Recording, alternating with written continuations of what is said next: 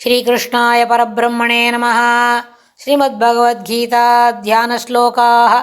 नमोऽस्तु ते व्यासविशालबुद्धे पुल्लारविन्दायत पत्रनेत्र येन त्वया भारततैलपूर्णः प्रज्वालितो ज्ञानमयप्रदीपः प्रपन्नपारिजाताय स्तोत्रवेत्रैकपाणये ज्ञानमुद्राय कृष्णाय गीतामृतदुहे नमः।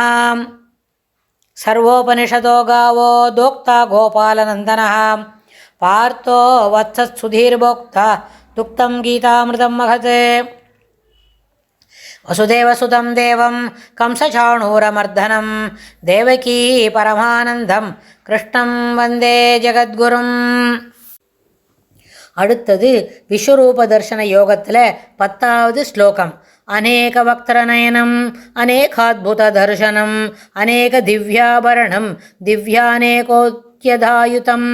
அநேக வக்திரநயனம் அநேகாத்புத தர்சனம் அநேக திவ்யாபரணம் திவ்யானேகோத்யதாயுதம் தாயுதம் அப்படின்னு இந்த ஸ்லோகத்தில் இதுக்கு முன்னாடி ஸ்லோகம் 9வது ஸ்லோகம் என்னாச்சு? சஞ்சயன் திருதராஷ்டிரன்ட்ட கூட்டு இது மாதிரி பெருமாள் விஸ்வரூபத்தை காமிச்சார். அதில் அர்ஜுனன் அதை பார்த்தான், பரமம் ரூபமைஸ்வரம் அப்படின்னு வேற சொல்லியாச்சு. அதை தர்ஷயாமாச பார்த்தாய பரமம் ரூபமைஸ்வரம். அர்ஜுனன் அந்த அழகாகவும் சிறப்பாகவும் இருக்கிற சுத்தமாயும் ஏற்றமுடையதாயும் அப்ராகிருதமாயும், அதாவது சொல்லுக்கும் வாக்குக்கும் மனோவாக்காயங்களுக்கு எட்டாதது, இப்படி தான் இருக்குன்னு எக்ஸ்பிளைன் பண்ண முடியாது. அதுபோல உள்ள சக்தி வாய்ந்ததாகவும் உடைய உருவத்தை சாதாரண உருவங்களைப் போல் ஐம்பூதங்களால் அமைந்தது அன்று. இது வேறு என்னமோ பெருசு. அது ரொம்ப சுத்தமாக இருக்குது, சிறப்பாக இருக்குது. அப்புறம் மனோவாக்காயங்களுக்கு எட்டாதது, எல்லாராலையும் பார்க்க முடியாதது. அதை அர்ஜுனன் பார்த்தான், பெருமாள் காட்டினார், அர்ஜுனன் பார்த்தான் அப்படின்னு சொல்லும்பொழுது அடுத்த 2-3 ஸ்லோகமும் சஞ்சயன் திருதராஷ்டிரனுக்கு சொல்கிற மாதிரி தான் இருக்கு.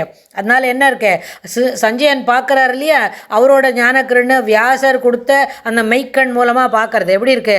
அநேக பக்தரதயன் அவன் பார்த்தானே ஒரு வடிவம், அர்ஜுனன் பார்த்தானே ஒரு வடிவம், அது எப்படி இருந்தது தெரியுமா ராஜா அப்படின்னு ஆரம்பித்து அநேக பக்தர நயனம், பெரிய பெரிய முகங்கள் இருக்குது, அந்த முகங்களுக்கு ஏற்ப அதில் அத்தனை கண்கள் இருக்குது. அநேக பக்தர நயனம் அநேக அத்புத தரிசனம், பல அற்புத காட்சிகளே நிறைந்ததாக இருந்தது.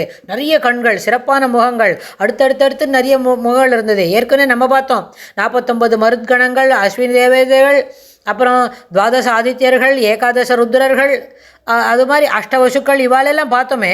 அப்படி வரும்போது அவளெல்லாம் என்ன பண்ண, அநேக திவ்யாபரணம், அந்த திருமுக மண்டலத்தில் இதெல்லாம் பார்த்த பிறகு இந்த திருமுக மண்டலம் எப்படி இருந்தது?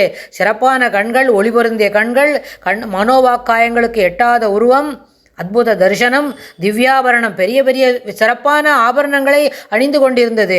அதுக்கப்புறம் என்ன, திவ்ய அநேக அத்புத அத்யுதாயுதம், பெரிய பெரிய ஆயுதங்களை கொண்டிருந்தது. ஏன்னா ஒரு மருத்கணங்கள்லாம் பார்க்கும்போது இந்த எல்லா கணங்களும் அவளுக்கு ஒரு ஆயுதம், சிறப்பான ஆயுதம் இருக்கும் இல்லையா, அந்த ஆயுதங்களெல்லாம் அது ஏந்தி இருந்தது அப்படின்னு சொல்கிறார்.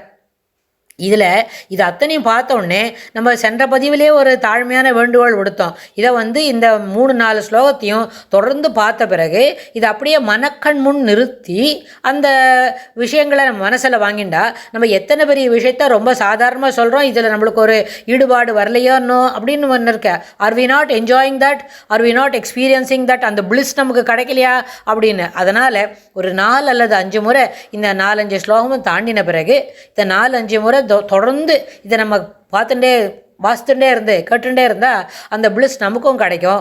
அதில் என்ன ஏற்படும்னு கேட்டால், இந்த பெருமாளோட இந்த விஸ்வரூப தரிசனம் இருக்கே, அந்த தரிசனத்தை எழுத்து மூலமாக முதல்ல நம்ம படிச்சுக்க முடியும். அப்புறம் இந்த வரி வடிவமாக பார்க்கறது போக, எழுத்து வடிவம் போக சொல் வடிவமாக நம்ம காதில் கேட்கும்.